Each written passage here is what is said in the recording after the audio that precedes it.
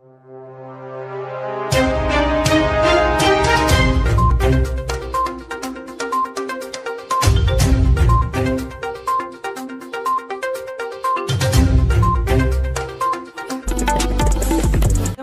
संविधान फाउंडेशन जिसमें आए हुए हैं, जिन मांग को लेकर जो आज कार्यक्रम किया गया है उसी में हम यहाँ पर आए हुए हैं।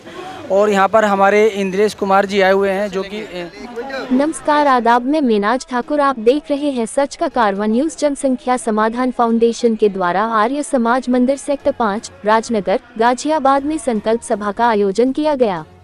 कार्यक्रम में मुख्य वक्ता के तौर पर पधारे जनसंख्या समाधान फाउंडेशन के राष्ट्रीय संरक्षक एवं राष्ट्रीय स्वयंसेवक संघ के राष्ट्रीय कार्यकारिणी सदस्य श्री इंद्रेश कुमार ने 27 नवंबर को दिल्ली जंतर मंतर पर जनसंख्या नियंत्रण कानून की मांग को लेकर 1 लाख की संख्या के साथ होने वाली महारैली की तैयारी पर चर्चा की। उन्होंने कहा कि यदि हिंदुस्तान के लोग अभी जागृत होकर एक साथ जनसंख्या नियंत्रण कानून की मांग को लेकर लामबंद नहीं हुए तो हमें इसके दुष्परिणाम भुगतने को तैयार रहना होगा। कार्यक्रम में संगठन के राष्ट्रीय अध्यक्ष अनिल चौधरी ने बताया कि विश्व का मात्र 2.4% भूभाग भारत के पास है, परंतु 140 करोड़ आबादी अर्थात विश्व की कुल आबादी का लगभग 18% भार वहन करने वाले भारत में जनसंख्या का धार्मिक असंतुलन आने वाले समय में निश्चित रूप से भारत राष्ट्र के सामाजिक ताने बाने के लिए अत्यंत विनाशकारी साबित होगा।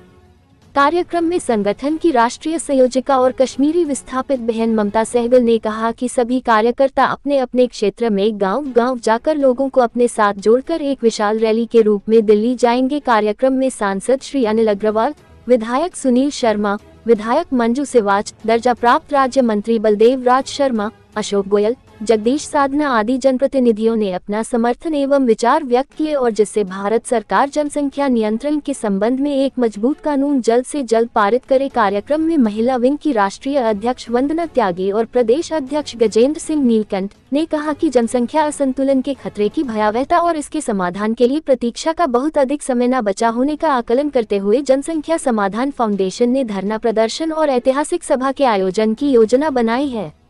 कार्यक्रम में मोदीनगर की विधायक श्रीमती मंजू शिवाच ने कहा कि अब भारत में जनसंख्या संविधान कानून लाया जाना अति आवश्यक हो गया है, क्योंकि एक ही समुदाय देश के प्रत्येक व्यवस्था को बिगड़ने पर तुला हुआ है। कार्यक्रम की अध्यक्षता संगठन के संरक्षक डॉक्टर पाल सिंह ने किया एवं संचालन महिला विंग की राष्ट्रीय अध्यक्षा वंदना त्यागी एवं सह संचालन आचार्य सुनील शर्मा ने किया। कार्यक्रम की सफलता के लिए उत्तर प्रदेश महिला विंग की अध्यक्ष हेमा शारदा, अमर दत्त शर्मा, अमित भाई, दिनेश, महेश आहूजा, प्रदीप चौधरी आदि का विशेष सहयोग रहा।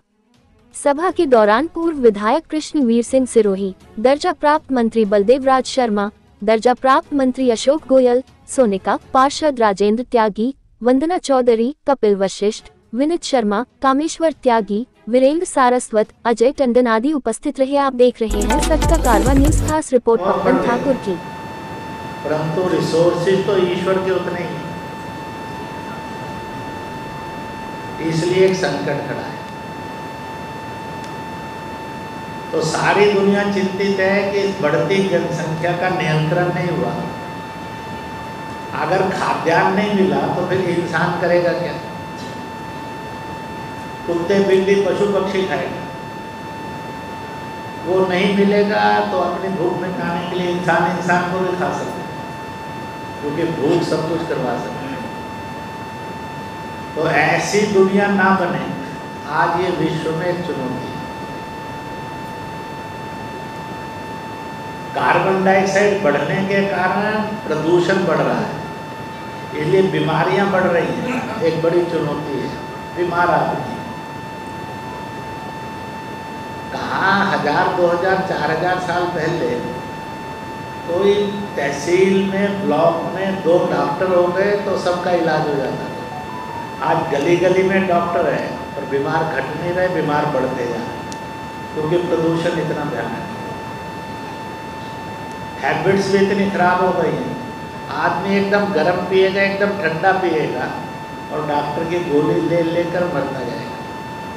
आजकल आतंकवादी की गोली की जरूरत नहीं है, डॉक्टर की गोलियों से आदमी मर रहा है। ये सारी भी चुनौतियां खड़ी हैं। बेरोजगारी भी, परंतु भारत की स्थिति दुनिया के इस नक्शे में कुछ और एक्स्ट्रा है। कितनी एक्स्ट्रा है? तो पूरी दुनिया की जनसंख्या का 17% से अधिक जनसंख्या इस छोटे से भारत के पास है।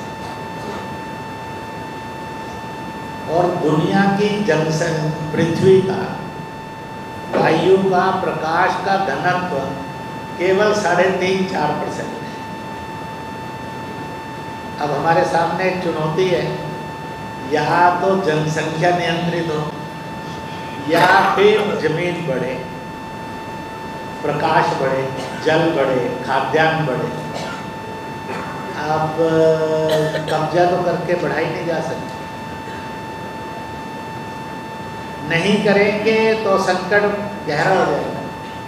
आप इस कमरे में बैठे हैं हॉल में, दूसरे आपको सबको एक एक बोतल पानी दे दिया जाए, पंखा भी चला दिया जाए, हवा भी आ जाए, और मान लो एकदम यहाँ पर 2000 लोग फालतू भर दिए जाए, तो क्या होगा? आप में से किसी के पास बैठने की जगह नहीं रहेगी, तो झगड़ा ही होगा, मारपीट होगी, गाली गलौज होगी, अपराध हो जाए, हिंसा होगी। पीने के लिए पानी सबके पास एक एक बोतल था, आराम से 3 घंटे बिता सकते। अब संख्या 4 गुना ज़्यादा हो गई तो प्यास कैसे बुझाएगी? नहीं बुझेगी तो क्रोध आएगा, तनाव बढ़ेगा, संकट खड़ा। एम्प्लॉयमेंट कुर्सियों पर सभा के अंदर 300 के लिए था, संख्या 3000 हो गई, तो उनको कुर्सी कहाँ से देंगे जिसे आप एम्प्लॉयमेंट दे देंगे? नहीं दे सकते। तो इसलिए उन्हें भी बढ़ाएंगे। अगर जनसंख्या नियंत्रित नहीं हुई तो साधन भी क्या करेंगे? जमीन बढ़ा नहीं सकते। फिर भी भारत के लोगों ने कहा 2-3 आ गए, आगे भगवान करे 5 आए, तो जमीन तो रुकी रही है। जनसंख्या बढ़ रही है तो नीचे रेंगने वाला इंसान तो बढ़ेगा ही। दूसरा, हमारे यहाँ एक और है, डेमोक्रेसी। डेमोक्रेसी के अंदर राज प्राप्त करने के लिए बंदूक की जरूरत नहीं है, गोली की जरूरत नहीं है, पिस्टल की जरूरत नहीं है, हाथी घोड़े की जरूरत नहीं है, बम्बार्डमेंट की जरूरत नहीं है, तोप की जरूरत नहीं है, तलवारों की जरूरत नहीं है। डेमोक्रेसी के अंदर सत्ता प्राप्त करने के लिए सबसे कारगर हथियार है वोट। जिसकी वोट बढ़ जाएंगी वो हुकूमत में आ जाएगा। तो कुछ लोगों ने कहा कि देखो भाई, हमारे मजहब का भी राज आ सकता है, तो थोड़ी जनसंख्या बढ़ा लो तो हमारा मजहब का राज बन सकता है। इसलिए उन्होंने मजहब के नाम पर अपील की कि जितनी हमारी वोट बढ़ जाएंगी उतना ही पंचायत के सदस्य, नगर पालिका में सदस्य, खंडों में, ब्लॉक्स में सदस्य, पार्षदों में सदस्य, एमएलए एमपी में सदस्य बढ़ेंगे तो राज मिलेगा। इसलिए लोगों ने मजहबी अपील में फंसकर जनसंख्या बढ़ाकर, चाहे वो गरीब हैं, बेरोजगार हैं, अनपढ़ हैं, जाहिल हैं, अपराधी हैं, गंदी बस्तियों में हैं, पर बढ़ा ली। कुछ लोगों ने कहा है कि जात का भी राज आ सकता है, इसलिए उन्होंने अपनी जाति को ललकारा कि अपनी जनसंख्या बढ़ाओ। फिर उन्होंने आगे कहा कि भाई मजहब और जात वाले मिल जाएंगे तो राज अपना पक्का हो जाएगा। मजहब और जात के चक्रव्यूह में लोग फंसे, परिणाम क्या निकला? देश के अंदर गुलामी आने लगी, बहू बेटी की इज्जत लूटने लगी, दंगे होने लगे। इसलिए मैंने, चाहे फिर कांग्रेस के नेता होंगे, समाजवादी के होंगे, टीएमसी के होंगे, आप पार्टी के होंगे, कहीं आरजेडी के होंगे, कहीं बीएसपी के होंगे, ऐसे सब लोगों से प्रश्न किया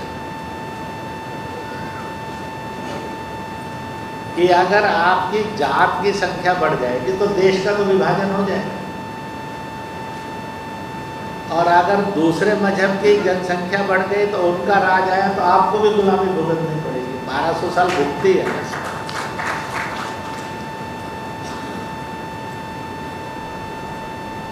चाहिए तो ये था कि धर्मांतरण की बजाय धर्मों का सम्मान पैदा होता है। धर्मांतरण ये पाप और अपराध है, अमानवीय, अनीश्वरीय है। लव जिहाद बढ़ेगा तो भी, घुसपैठ बढ़ेगी तो भी, संख्या बढ़ेगी तो एक खतरा तो खड़ा होगा ना। हमने 47 में भुगता ही है इतना बड़ा विभाजन। और आप सब लोग बढ़ती जनसंख्या के साथ साथ मजहब और जात के नाम पर बढ़ती जनसंख्या जो देश की एकता को तोड़ती है और गुलामी का रास्ता तैयार करती है। ये दंश अपने अपने गली मोहल्लों के अंदर, बाजारों में, मार्केट में भुगतते कि नहीं भुगतते? ऐसा कौन है जो इस दंश को भुगतता रह रहा है और चुपचाप सह रहा है, रो रहा है, चिल्ला रहा है? जनसंख्या समाधान फाउंडेशन के आज के कार्यक्रम से मुझे पूरी उम्मीद है कि देश को एक नई विचार मिलेगा कि कैसे देश की जनसंख्या नियंत्रित की जा सके, और निश्चित रूप से ये देश के लिए बहुत लाभप्रद होगा।